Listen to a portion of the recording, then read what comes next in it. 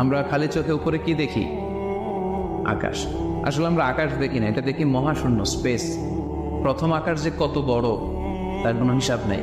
এই যে পৃথিবী থেকে সূর্য 13 লক্ষ গুণ বড়, পুরো পৃথিবীটাই তো আমাদের দেখার সুযোগ হয়নি। এই পৃথিবীর চেয়ে নাকি এবার সূর্য কয় গুণ বড়?